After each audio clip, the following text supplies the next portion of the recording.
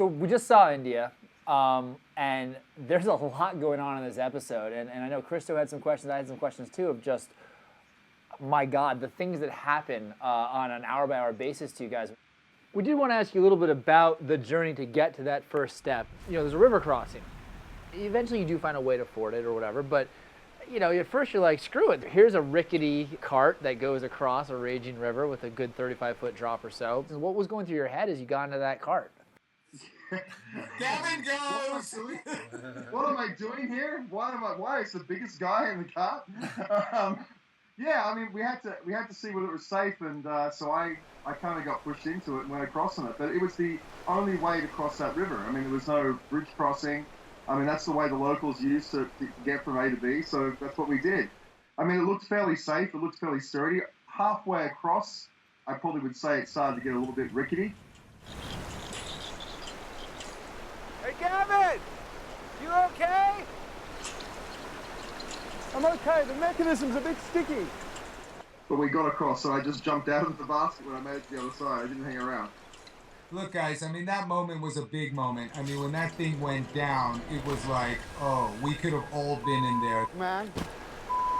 That's a dangerous moment that reminds us we always got to be on the top of our game. But I think a major thing is when we crossed that river, you have no idea when I stepped into it, because we couldn't wear any clothes, any protection, because we didn't bring backup, and it would have got wet. And in the current temperatures we were in, we would have froze to death. So when we stripped down to our undies, I mean, when I put my foot into that water, it felt like I lost my leg. It felt like it was amputated. And it might not have been a very long walk, but it felt like the longest walk in my life. But there were gems up there, and I was going to go get them. Sometimes I just get blindsided of the risks, and I just want what I want. And man, when I heard about that gem, I just wanted it. So I went for it. And of course, I dragged these guys with me. How disappointing, you know, you guys thought you were going to get, you know, a big chunk of gems up there. How disappointed were you when it was only 1 kilogram?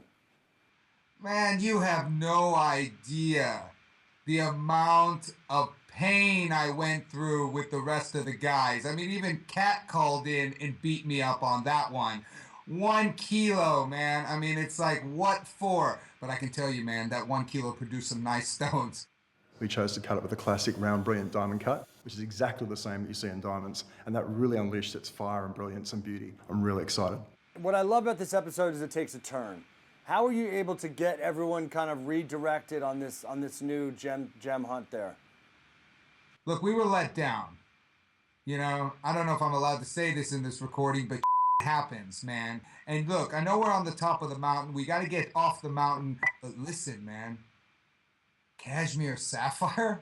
When was the last time you've ever seen a Kashmir sapphire? So does that immediately motivate you guys, Gavin? Does that just turn you guys right away? Kashmir sapphire, that's like the superstar of gemstones. It's got the historical pedigree, it's got beautiful quality, it's got a great story, and it's just the quintessential sapphire. Don mentions Kashmir sapphire, we say, where? We'll go. How far? I think one of the biggest things is the level of rivalry between you guys and Mr. Cushman, and I'd love to hear a little bit more about that. Yeah, the race for the stone was intense in this episode.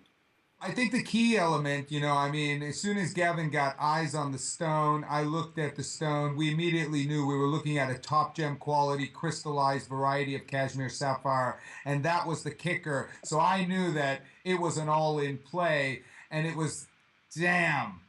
There's Cushman, and he's a big money kind of guy. He's got access to cash. The key is, was the cash there? There was no way that guy, I mean, that's what these auctions are all about. You play with what you got.